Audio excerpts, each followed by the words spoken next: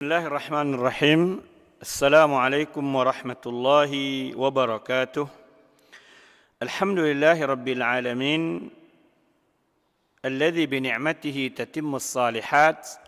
Nahmaduhu wa nasta'inuhu wa nastaghfiruhu wa nastahdih. Wa na'udzu billahi min syururi anfusina wa min sayyiati a'malina. Man yahdihillahu fala mudilla lahu wa man yudlil fala hadiya lahu.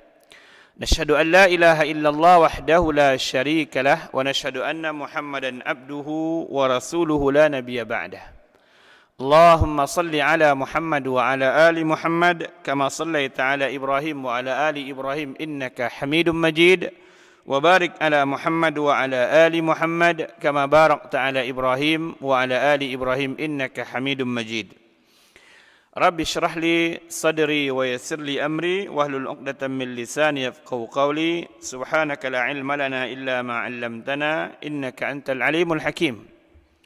Ahibati fillah, jamaah kaum muslimin dan muslimat, mukminin dan mukminat, as-saimin as-saimat, yang semoga Allah Subhanahu wa taala merahmati kita, memberkati usia dan kesehatan serta harta kita, dan semoga Allah Subhanahu wa taala menerima siam, puasa dan qiyam, salat malam kita, tilawah kita, dan kita berharap mudah-mudahan Allah Subhanahu wa taala mencatatkan Ramadan yang kita habiskan dalam ketaatan di bulan ini adalah catatan kebaikan yang akan kita terima nanti di sisi Allah Subhanahu wa taala ketika kita harus mempertanggungjawabkan usia waktu yang Allah berikan kepada kita di dunia.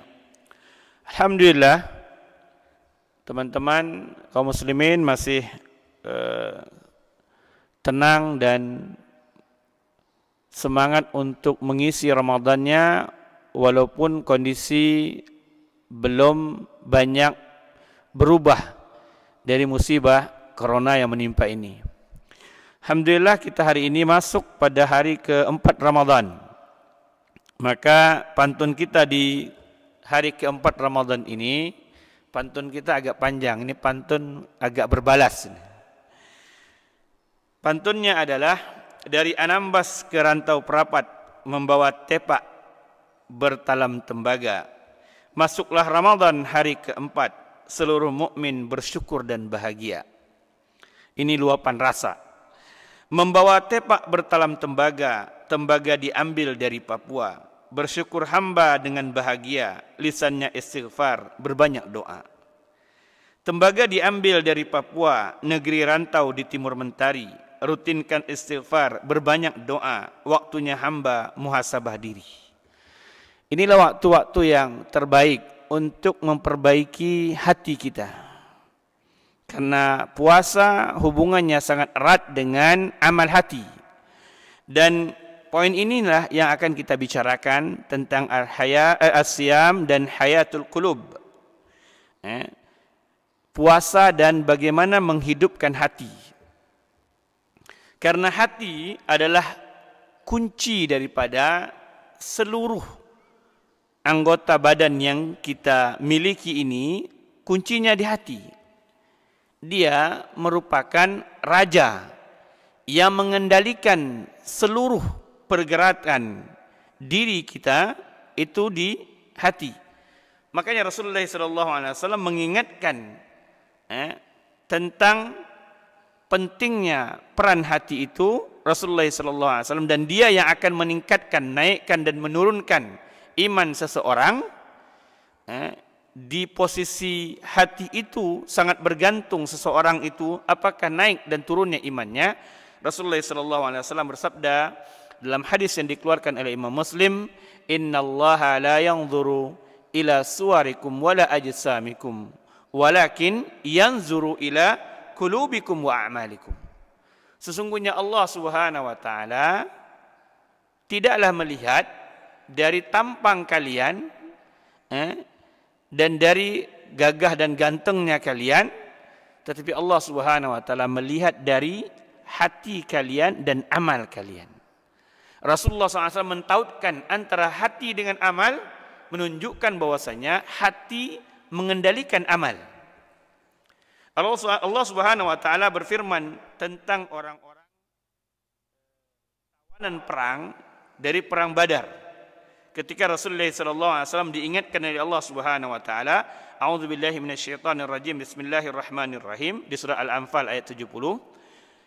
Ya ayyuhan nabi, wahai nabi sallallahu alaihi wasallam, kulli man fi aydikum minal asra, katakan terhadap orang-orang yang engkau tawan dari hasil perang Badar itu, illa ya'lamillahu fi qulubikum khaira, kalau keberadaan budak-budak itu baik bagi kalian, maka yu'tikum khairam mimma ukhidha minkum, maka pasti Allah akan mendatangkan kebaikan. Wa yaghfir lakum, dan Allah akan ampunkan dosa-dosa kalian. Wallahu ghafurur rahim. Ayat ini berbicara tentang bagaimana Allah mengingatkan kepada Rasulullah SAW untuk tidak mendahulukan mengambil tawanan perang, karena mereka adalah orang-orang yang secara jiwa mereka bermasalah, kecuali sedikit, karena di antara tawanan perang yang kemudian memang asalnya dia berislam dan menyembunyikan Islamnya, Walid ibn Mughirah, adik daripada Khalid ibn Walid. Ini di antara yang ketika itu, dan juga ada Suhail bin Amr, yang kita tahu bagaimana Allah Subhanahu wa taala memberikan dia peluang untuk kembali ke Mekah dengan tebusannya. Tetapi secara umum Allah Subhanahu wa taala mengatakan bahwasanya Allah mengetahui tentang hati-hati mereka. Maka ini pentingnya kita mengetahui bahwasanya hati komandan daripada amal. Begitu juga Allah Subhanahu wa taala sering Rasulullah SAW mengingatkan bahwasanya Rasulullah SAW sering berdoa, ya muqallibal qulub tsabbit qalbi ala dinika wa ta'atik. Ini diantara doa yang Rasulullah SAW sering lafazkan. Ini pentingnya hati dalam diri seseorang.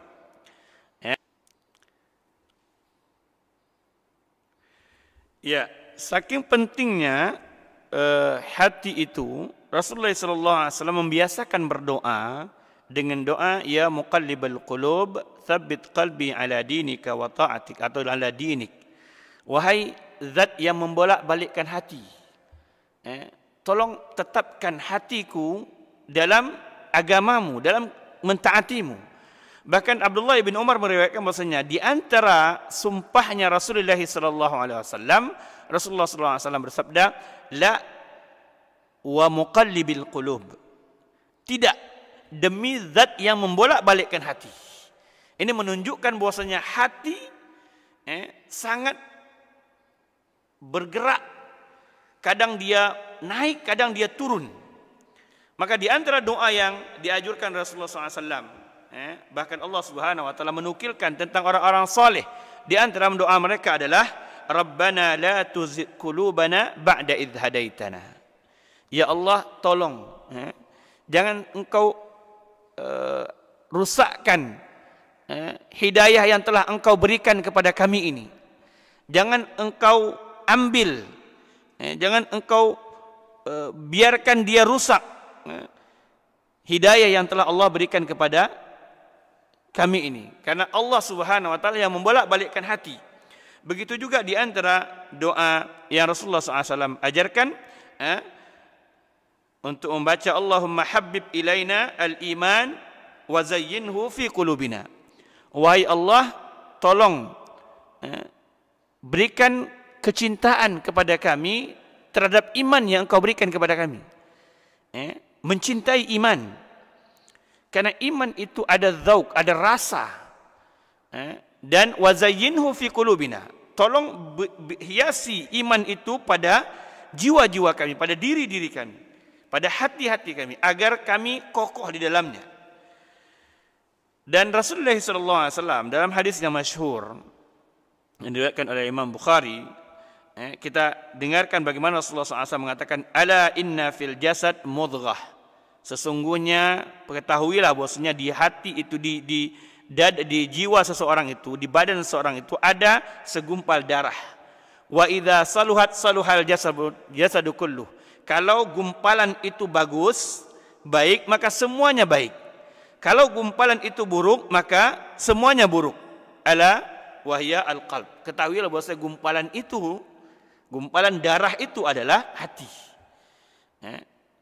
Maka para ulama mengatakan bahwasanya paling tidak ada 6 hal kenapa hati itu harus diperhatikan, dan puasa membantu naiknya iman seseorang melalui perbaikan hati yang Allah Subhanahu wa taala syariatkan mereka untuk selalu memperbaiki, menaikkan iman mereka. Pertama, para ulama mengatakan bahwasanya sesungguhnya hati itu masdarul amal. Sesungguhnya hati itu punca sentralnya amal. Baiknya dia, seperti hadis yang kita katakan tadi itu, Rasulullah SAW mengatakan, baiknya seseorang, amal seorang itu bergantung kepada hatinya. Kalau hatinya bisa dikendalikan menuju Allah Subhanahu wa taala, maka amal yang menyertainya akan baik. Dia akan dikendalikan, dia malak. Makanya Syekhul Islam Ibn Taimiyah mengatakan bahwasanya al-maqsud bid-da'wah wusulul ibad ila ma khuliqu lahu min ibadati rabbihim wahdahu la syarikalah. Tujuan daripada dakwah itu adalah bagaimana seseorang menyampaikan mad'unya itu kepada tugas utama, tujuan utama penciptaan seorang hamba, yaitu mengibadahi Allah Subhanahu wa taala, hanya dianya saja, tidak ada yang lain, dan tidak ada syarikat baginya. Dan ini dilakukan pada hati seseorang. Yang kedua, kenapa hati ini penting untuk kita jaga? Karena al-ajr wa thawab yakunu ala miqdari ma fil qalb. Ganjaran di sisi Allah bergantung kepada apa yang ada di hati kita. Tidakkah kita mendengar Rasulullah SAW bersabda, innamal a'malu binniyat wa innamal likulli imri'in ma nawaa. Sesungguhnya amal itu bergantung dengan niat, dan dia mendapat nilai besar dan kecilnya, baik dan buruknya, tinggi dan rendahnya, kualitasnya bagus dan buruknya, di sisi Allah Subhanahu wa taala bergantung kepada hati. Kalau dia bagus, maka nilainya di sisi Allah naik. Kalau tujuan amal, walaupun amalnya kelihatan bagus, menangis dia minta kepada Allah, tetapi hatinya kosong, maka dia tidak punya nilai di sisi Allah Subhanahu wa taala. Maka Rasulullah SAW mengingatkan, innamal a'malu binniyat.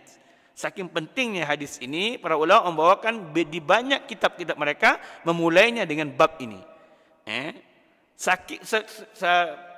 Sekalian mengingatkan pembacanya, juga mengingatkan sang penulis bahwasanya pentingnya keikhlasan dalam setiap amal. Maka poin yang kedua bahwasanya amal itu besar kecilnya ganjarannya bergantung kepada hati. Kalau dia lurus, maka besarlah nilainya. Kalau dia bengkok, maka kecillah nilai dari Allah Subhanahu wa taala. Yang ketiga, sesungguhnya kenapa kita harus memperhatikan hati itu? Karena hati itu sari'ut taqallub. Dia sangat cepat terbolak-balik. Orang yang paginya beriman, sorenya dia fasik, bahkan dia kufur. Sorenya dia beriman, paginya dia telah fasik atau bahkan kufur. Dan Rasulullah SAW mengingatkan itu. Makanya Abdullah bin Umar mengingatkan, idza kunta fil masa fala tantazirus sabah. Kalau engkau pada waktu sore, jangan tunggu pagi hari untuk beramal, sekarang beramal. Kalau engkau pada pagi hari, jangan tunggu sore hari untuk beramal, sekarang beramal.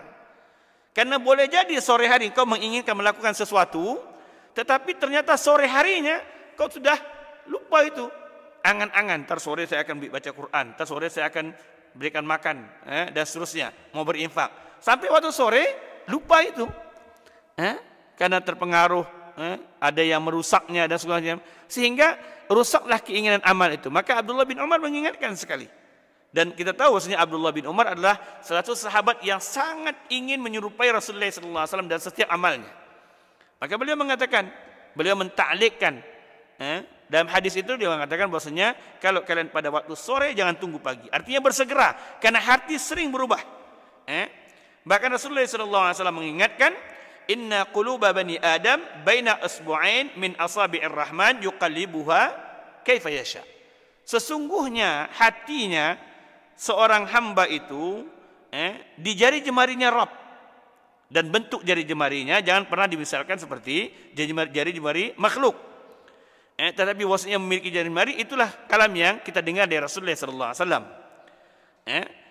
Dia di jari jemarinya Rabb, dan Allah yang berkehendak untuk membolak-balikkannya. Maka kita ingatkan tadi itu di antara doa yang bahkan Syekh bin Baz rahimahullah ta'ala mengingatkan pentingnya untuk membaca doa ini di setiap solat kita, bahkan dianjurkan di waktu sujud kita untuk membacakan ya muqallibal qulub tsabbit qalbi ala dinik. Wahai yang membolak-balikkan hati, tetapkan hati kami dalam agamamu, dalam ketaatan kepadamu. Alangkah indahnya hati yang merasakan nikmatnya Allah Subhanahu wa taala. Dia akan naik ketika dia akan rasakan khusyuk itu. Dia yang akan dikatakan oleh Allah Subhanahu wa taala dalam surat Al-Mu'minun, alladzina hum fi salatihim khashi'un. Mereka lah orang-orang yang ketika mereka salat hati mereka khusyuk. Kenapa? Karena mereka selalu minta kepada Allah agar menetapkan hati mereka dalam ketaatan kepada Allah Subhanahu wa taala.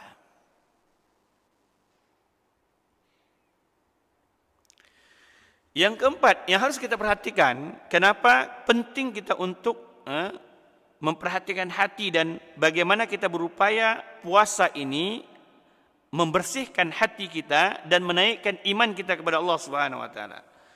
Yang keempat kata para ulama bahwasanya anna syayatin talqiyas wiswas fi qulubil ibad. Sesungguhnya syaitan itu suka mempengaruhi seorang hamba melalui hatinya. Dia bisikkan di hati, dia ingatkan di hati. Kalau seorang hamba ingin beramal, dia besar-besarkan amalnya. Engkau orang yang banyak beramal, udah enggak terlalu banyak amal. Kalau mau berinfak, kemudian dia takutkan dengan fakir. Nanti kalau kebanyakan infak engkau akan kekurangan dan seterusnya. Kalau kita berhasil kemudian melakukan, mencegah daripada apa yang diwaswaskan oleh syaitan, tetap saja kemudian dia membuat kita bangga. Engkau orang yang rajin berinfak dan seterusnya. Syaitan tidak pernah berhenti untuk melakukannya, dan selalu yang dilakukannya adalah pada hati. Yang dia rusak juga pada hati. Makanya sering kita mengingatkan bahwasanya bagi orang yang memberi, berinfak itu jangan pernah berharap syukur atau terima kasih dari manusia, karena dia akan kecewa. Kadang-kadang syaitan itu mempengaruhi dengan jalur manusia yang lainnya sehingga kemudian merusak hatinya. Maka penting kita untuk menjaga hati kita dari Allah Subhanahu wa taala. Kemudian yang kelima yang penting, kenapa pentingnya hati itu kita jaga, bahwasanya sungguhnya annal qalb adatu yatamakkan al-insan biha minal fahmi sahih. Karena hatilah yang membawa seseorang memahami kepada pemahaman yang benar. Dia yang bisa mencerna, membuat iman seseorang memahaminya dengan benar. Dialah yang membedakan wa tafriq bainal haq wal batil. Dia yang membedakan antara hal hak dan batil. Dan Allah mengingatkan tentang hati itu. Allah katakan dalam surah An-Nahl ayat 78, Allah Subhanahu wa taala berfirman, a'udzubillahi minasyaitonir rajim. Bismillahirrahmanirrahim. Wa ja'ala lakumus sam'a wal absara wal afidah la'allakum tashkurun. Allah ingatkan. Allah jadikan kalian punya pendengaran, kalian punya penglihatan, dan kalian punya hati. tiga nikmat itu, melihat, mendengar dan memiliki hati, agar kalian pandai bersyukur. Jadi hati, pendengaran, penglihatan dibawa untuk selalu mentaati Allah Subhanahu wa taala, dan dia adalah bukti syukurnya seorang hamba dalam beribadah kepada Allah Subhanahu wa taala. Jadi hati adalah tempat di mana dia bisa membedakan ini benar, ini salah, ini hak, ini batil. Ini kalau begini saya akan rusak amal saya, ini kalau begini saya akan bagus amal saya. Dia akan bisa mencerna. Karena dia pusat mencernanya, maka penting kita untuk memperhatikan hati. Yang terakhir, yang keenam, sesungguhnya Allah Subhanahu wa taala nanti yang akan bertanya kepada hati kita dan tentang hati kita. Allah Subhanahu wa taala akan berbicara, akan bertanya tentang apa yang kita lakukan terhadap hati kita, dan berbicara kepada hati kita. Ini mesti dipahami, karena kita mengetahui bahwasanya lisan nanti akan diberhentikan berbicara, seluruh jawarih berbicara, dan kepada hati kita akan ditanya oleh Allah Subhanahu wa taala, dan mereka akan jujur berbicara. Ini di antara kenapa seorang mukmin penting untuk ikhlas. Penting dia untuk mengikhlaskan amalnya. Kenapa? Karena nggak ada gunanya dia memperbanyak amalnya kalau buruk keikhlasannya. Toh nanti ketika ditanyakan, seperti kita sering dengarkan hadis tentang 3 orang yang pertama kali di antara orang beriman yang pertama kali masuki neraka Allah Subhanahu wa taala, ada 3 kelompok. Orang yang berjihad di jalan Allah Subhanahu wa taala tetapi berharap agar disebut sebagai pahlawan, orang yang berinfak di jalan Allah Subhanahu wa taala agar disebut sebagai dermawan, orang yang berilmu dan pembaca Al-Qur'an agar disebut sebagai qari, sebagai alim. Padahal mereka orang yang beramal, tetapi karena hatinya bermasalah, keikhlasannya bermasalah, maka nilainya di sisi Allah Subhanahu wa taala kosong, bahkan digiring kepada neraka Allah Subhanahu wa taala. Ini di antara pentingnya kita menjaga hati. Dan para ulama mengatakan bahwasanya sesungguhnya puasa, karena di antara fungsi puasa itu adalah wija, dia perisai, dia penjaga, dan dia perisai terhadap hati. Seorang yang berpuasa biasanya lebih dekat kepada keikhlasan, walaupun tidak semuanya. Makanya Allah Subhanahu wa taala mengingatkan dalam hadis qudsinya, illa siyam wa ana ajzi bihi. Semua anak Ibnu Adam, amal anak Ibnu Adam diganjar dengan 10 kali lipat sampai 700 kali lipat, kecuali berpuasa. Aku rahasiakan jumlahnya karena banyaknya ganjarannya. Kenapa? Jarang orang yang mensohorkan dirinya, meriakkan dirinya dengan puasa. Puasa lemes sudah, lelah.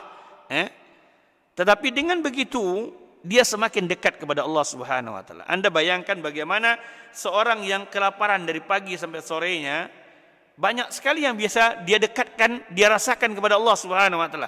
Dia bergantung kepada Allah, dia mau lakukan, dia mau batalkan puasanya, dia ingat kepada Allah Subhanahu wa taala. Bahkan padahal sebelumnya dia halal makan itu. Dan dia bisa merasakan bagaimana beratnya orang-orang fakir yang satu hari makan, satu hari tidak makan. Kalau dia tidak dirasakan dengan puasa, dia tidak akan rasakan.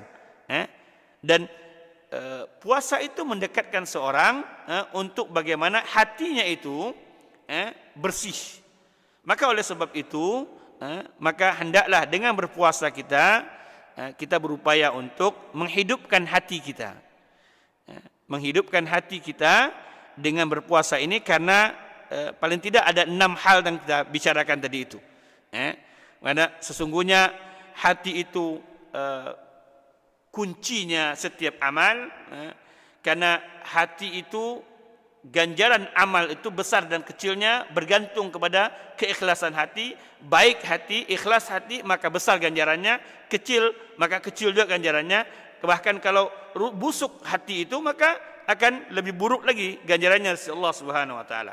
Yang ketiga, karena hati itu terus cepat berbolak-balik, bahkan Anas bin Malik mengatakan bahwasanya hati itu seperti rishah, seperti bulu di sahara, mudah diterbangkan oleh angin saking cepatnya. Kemudian yang keempat, karena syaitan itu fokus pada mempengaruhi hamba-hamba Allah Subhanahu wa taala pada hati-hati mereka.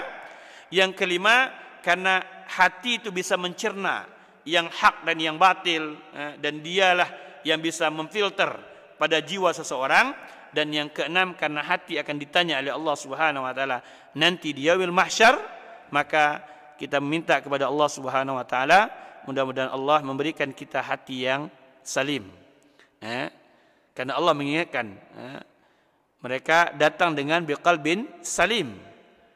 Mereka datang kepada Allah dengan hati yang bersih, hati yang lembut, hati yang lunak. Dan orang-orang yang dan kita berharap kita menjadi bagian dari mereka, orang-orang yang bisa mempergunakan hatinya atau mengendalikan hatinya dalam ketaatan kepada Allah Subhanahu wa taala.